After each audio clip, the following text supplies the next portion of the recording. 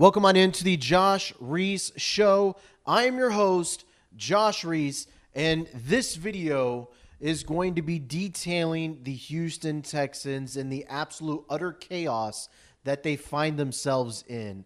And it's only 0-1. The Texans have played one game in this season so far, and right now it feels like all of the wheels are about to fall off of the clown car that is the Houston Texans. Bill O'Brien, the quarterback guru, is not the person that the Houston Texans were sold when he came here. Everyone pictured that he was going to run a great offense. He was going to find just any quarterback and turn them into the next Tom Brady.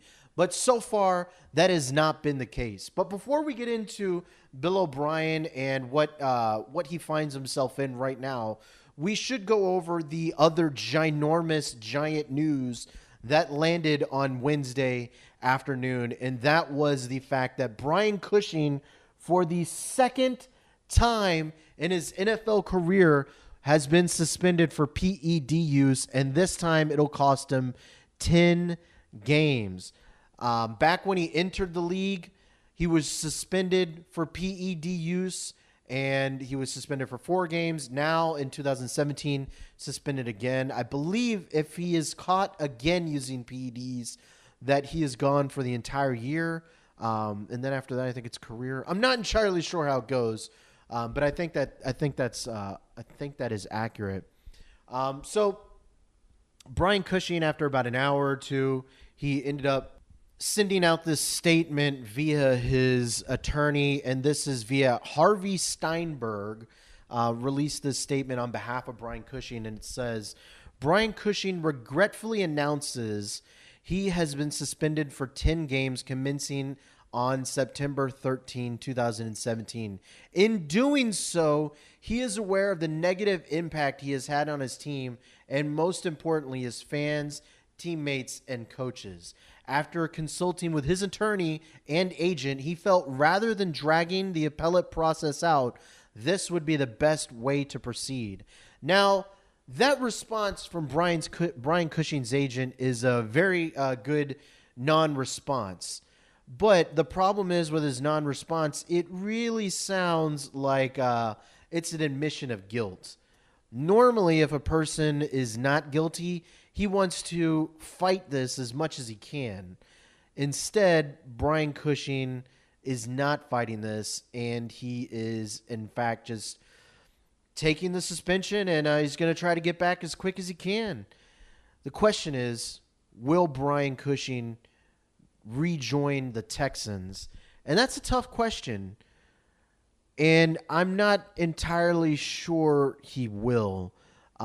Ted Johnson, a colleague of mine over at Sports Radio 610, today on CBS Radio, on his show on the Triple Threat, shared that he doesn't think Brian Cushing is going to be coming back to the Houston Texans. He thinks this is it for Cush. And I kind of agree with Ted Johnson. Looking at Spot Track, you can see Brian Cushing's contract on there. In per Spot Track, the Texans have a potential out in his contract in 2018. I believe, if I understand the contract loopholes well enough, and I probably don't, so this might be wrong, but I believe it's a $1.2 million cap hit if they want to cut him, and it just goes to the dead cap. But then you will not be having to pay. You will not have to pay Cushing in 18 or 19. Which was probably what the Texans were going to go to anyways, because Cushing has been on the downside of his career. He has not been the same impactful player he has been in years past. He just does not have the speed to cover wide receivers and tight ends out of the flat. And while he has had interception in his career, he was never really that good of a cover linebacker.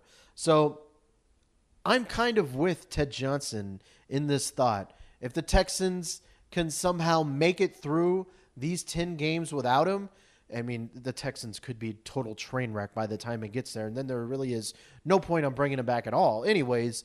But if the Texans can fill his spot with Bernardrick McKinney, Dylan Cole, with whoever else they bring up or whoever else they sign in his stead, maybe there is no reason to have Brian Cushing come back to the Texans, because the unfortunate fact is, with this being his second time being caught with his hand in the cookie jar, there's no reason to think that there will not be a third. And I understand Brian Cushing has had a lot of surgeries in his career. I understand he's trying to get back to that player he once was. But you cannot take PEDs. You just cannot. You will get popped. The NFL has hit plenty of players over the span of the NFL, and they have caught many people red-handed. So this might be it for Brian Cushing, and it will be interesting to see what Brian Cushing has to say when he eventually does speak to the media anytime down the road. The last time Brian Cushing did this, if anybody remembers, he gave the excuse of the overtrained athlete syndrome, and that was the reason Cushing gave for elevated levels of testosterone or whatever it was. It was something insane that it's getting harder and harder to believe the more times he's getting caught with PEDs. And there was a Bleacher Report story, I'll see if I can find it, but there was a Bleacher Report story back when Brian Cushing was drafted that alleged that Brian Cushing has been doing steroids ever since his sophomore year in high school. The Bleacher Report story says 1 year as a freshman, he was a skinny guy. Then he comes back, boom, he's this muscular behemoth of a giant that changed in one season. Yeah, you can get that through a lot of hard work and exercise, but you can also get that through the benefit of steroids. Now, I'm not accusing Brian Cushing of anything. I'm just sharing what the story from Bleacher Report alleged or shared about Brian Cushing and growing up in is it Hackensack, New Jersey? Hackensack? Whatever, New Jersey. So that's just one issue with the Texans are having to deal with on Wednesday afternoon. The other thing the Houston Texans are having to deal with on Wednesday afternoon was Tom Savage's agent, Neil Schwartz, took to Pro Football Talk to talk to Mike Florio to talk about the benching of Tom Savage. Let me give you this quote, which was transcribed by my buddy from CBS Radio, Alex Del Barrio. This was the initial quote from Tom Savage's agent. Here's what Mike Florio said. What did he, Tom Savage, make of the quick hook from Bill O'Brien in the first half of the game, similar to what happened to Brian Hoyer in 2015?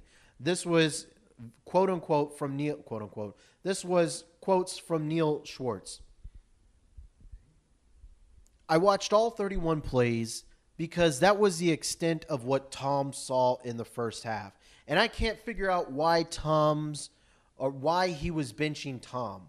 I went through every single play. In fact, I even went a step farther. I asked two different NFL personnel people, coaches, to separate teams to break down and review the film and see if I was missing something. Let's go through it. He went 7 of 13, 12 of the 13 balls touched the receiver's hands. The only ball that didn't was the strip sack fumble that they called incomplete. So 12 of the 13 balls that he threw touched receivers' hands. 7 were completions. 5 were drops, including a few from DeAndre Hopkins. As everyone knows, that it just came so close to Hopkins. He was not able to grab. They were 50-50 balls. Tough catches either way, but he was able to make those when Watson was in, but not with Tom Savage.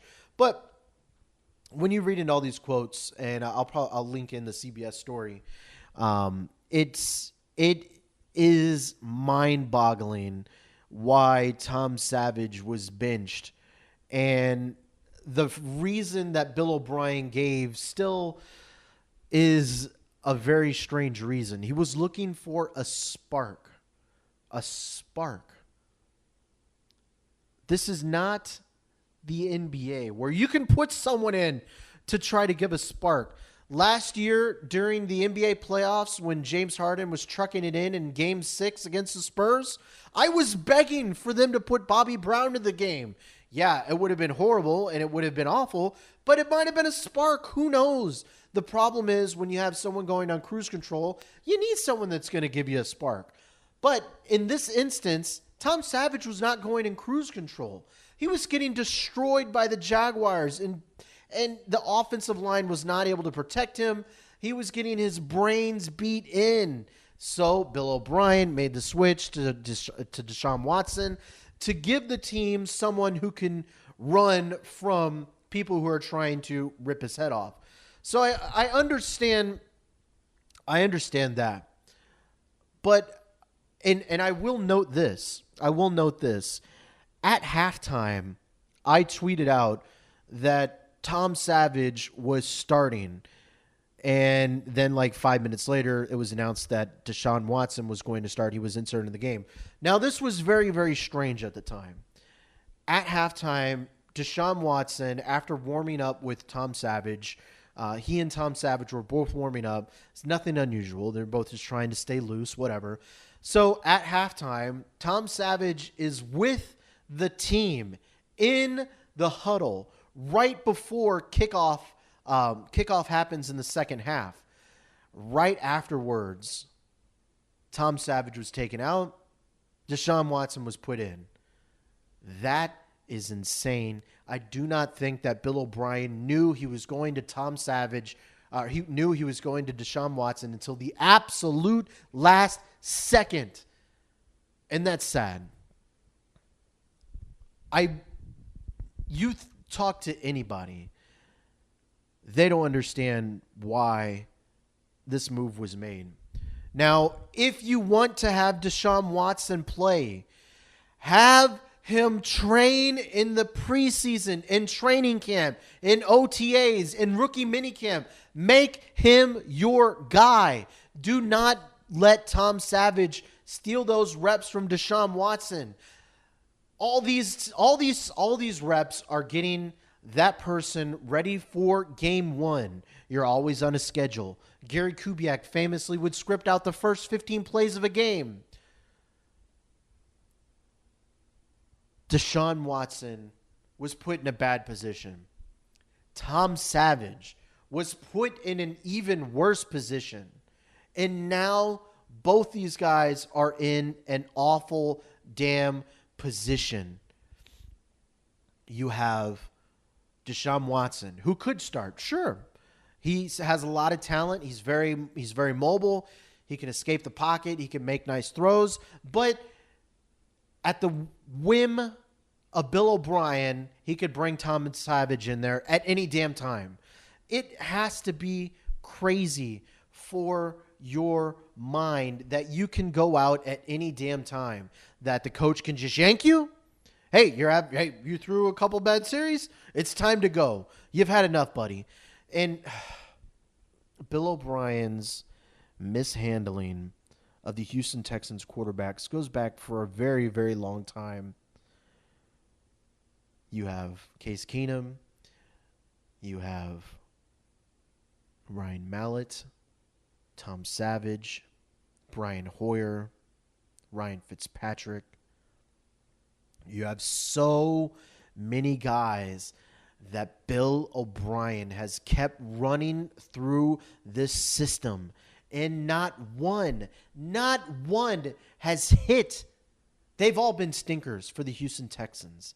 Bill O'Brien was brought to Houston because he is a quarterback guru. Bill O'Brien rode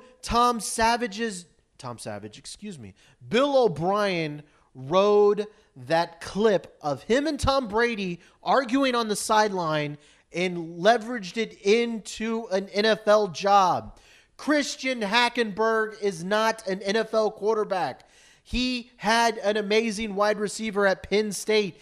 That is why Christian Hackenberg why he was considered a good quarterback.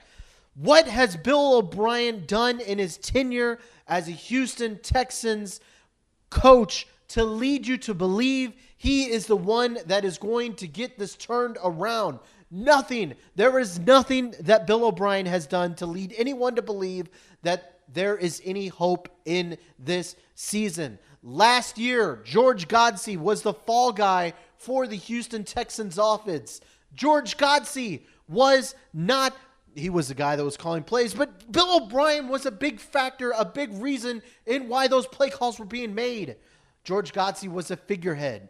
Bill O'Brien was the offensive guy. He's the offensive mastermind. He's the offensive guru that we have all been led to believe. It's a big lie. It is a fat, giant lie. It is horrible. It is disgusting. It's insane. Now, where's this quote? I want to find this quote. Before we get into that, before we get into this last quote I wanted to bring up from Tom Savage's agent, I don't really remember where my brain was at. I'm going a million miles a minute here, guys, and it's still very frustrating about everything that's been happening for the Houston Texans, and it's not going to get any better. Dwayne Brown is still unsigned. He is still sitting on his couch watching, laughing, enjoying what is going through the Texans right now. Hey, you thought you could do it without me? I showed you. You sure as hell can't do it without me. Sign me, pay me, trade me. It's horrible. So this last quote I wanted to bring up, Mike Florio. So Mike Florio asks, what's your response to those who are going to say, well, with Tom Savage's agent coming out here and saying these things, it's going to potentially inflame the situation? We've seen Bill O'Brien's temper from time to time. This isn't going to make it better for Tom. It's going to make it better. Oh, it's not going to make it better for the team. It's not going to make it better for anyone. What do you say in response to what is surely going to be said once people hear what you have to say? This is what Tom Savage's agent says. Tom wants to be a Houston Texan. Tom wants the Houston Texans to win. Bill O'Brien owes me no explanation. I just disagree with Bill O'Brien, and I'm defending Tom Savage. And Tom would disagree with Bill O'Brien's decision. He wants to be the starter. He feels he's earned it. He's not entitled to it. He's earned it. At the same token, Bill O'Brien's made the decision that Deshaun Watson's the starter. Tom's taken the high road. The media's reported that publicly. Tom's taken the high road, and he's not happy with the decision. And he's going to support the team and do everything he can to help the team win, and Bill knows that. That's evident. But remember, at the same token, someone's got to defend this guy. Unfortunately, I felt the organization didn't defend him. 31 plays, you bench him. That's not defending a player. That's just incredulous, in my opinion. Now, if I'm Tom Savage, I am begging my agent to get me the hell out of Houston. Why on earth would he want to stay in Houston? Every year, something crazy and fluky has happened with Tom Savage. It's not all his fault, but it's clear Tom Savage has some NFL skills. You can debate whether he's going to be a good quarterback or a great quarterback, whatever, but it's clear Tom Savage has some skills. But he has not been given everything with the Houston Texans. Tom Savage has not been given the full keys to the car. Tom Savage is never going to get a fair shake in Houston. Tom Savage might as well be the next Case Keenum. In 3 seasons, Tom Savage has played 6 games, has thrown for 650 yards, 0 touchdowns, 1 interception. It's very sad to see how just the QB situation is involved in Houston. And one of the things that has really disappointed me And I don't think it's anything that Bill O'Brien has changed. In fact, maybe he's gotten it. He's developed the skill and made it even harder. But I still remember, I think it was it wasn't Ryan Fitzpatrick. It might have, I can't remember who it was. It was a quarterback. It was Brandon Weeden. There we go. I'm trying to go through my brains. And there we go. Brandon Weeden. Brandon Weeden shared when he got to Houston, he was learning the playbook, that this system is so hard, it's like learning Chinese backwards. Bill O'Brien, you've been through so many quarterbacks. You have never put a great offensive on the field. You have never put an above average offense on the field. You might have put at least an average offense on the field once, and it wasn't last year. Last year was atrocious. Maybe the year before that? At some point, you have to stop thinking, hey, no, here we go. At some point, you have to start thinking, maybe it's me. You know what? I've been through 8, 9, 10, 15 quarterbacks. I think it might be my system that's broken. I think that might be the problem. If Deshaun Watson comes out on Thursday and struggles, it might be time to seriously start thinking about a change at either head coach or maybe Bob McNair steps in and forces him to hire an offensive coordinator and get Bill O'Brien as far away from the offense as humanly possible. There is no reason why Bill O'Brien should be involved in this offense anymore. He has been a detriment to the offense ever since he has got here. It has not been pretty, folks. Bill O'Brien has been a hindrance to this offense. The defense has been the saving grace every single season in Bill O'Brien's tenure. Not the offense. Mind you, Bill O'Brien is an offensive-minded coach. That should be backwards. The offense should be doing good, not the defense. So I'm running out of things to say, to be honest. It's just a lot of frustration. And I'm sure a lot of people out here feel the frustration that's going on with the Houston Texans. And the problem is, it's not going to get any better. If the Texans lose against the Cincinnati Bengals, which they very well could lose, there's no way on earth that it's a guaranteed slam dunk the Texans are going to win. The Bengals are a better offensive team. The Texans' defense was trash on Sunday. It's a short week. They're missing so many players. Right after that, the Texans are on track to face the New England Patriots, which has spanked Bill O'Brien every single year they play. Last year in the playoffs, they spanked the Houston Texans in the second quarter. Last year in the regular season, Jacoby Brissett, a nobody, spanked the Houston Texans, destroyed them.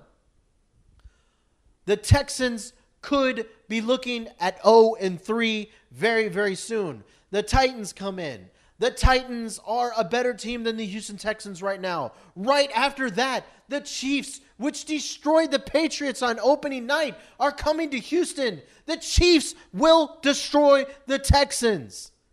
The Browns, with DeShone Kizer, they might destroy the Texans. This situation for the Houston Texans is not going to get any better. Houston needs massive help. They need consistency. They need an easier offense. They need better offensive line play. They need better wide receivers. They need the defense to take a step up. I can't talk anymore. So I'm just going to end this. Hopefully it wasn't too much of a rant. I appreciate everyone who is still listening. Thank you very much, by the way. So that's going to be it for the Josh REESE Show. Hopefully after Thursday Night Football, We'll have some happy things to talk about, but it seems like it's very unlikely for happy things to happen after the Bengals game. It seems like a lot more dismay is on the way for the Houston Texans. But if you enjoyed this content, please feel free to like, feel free to share, feel free to subscribe to my YouTube channel. I would appreciate it. And lastly, leave me a comment. Let me know what your thoughts about the Houston Texans right after game 1. We're not even halfway through the season, and the Houston Texans are a train wreck. We're only one game into the season, and it already feels like there is no hope left in the Houston Texans. Let me know what you think about the Texans. Do you feel that there is any salvation coming soon? Let me know your thoughts. I would appreciate that. I'm going to bounce out of here, guys. We will be back after the Bengals game as I give you a little bit of a breakdown and instant recap. Till next time, stay easy, stay breezy. We will catch you next time.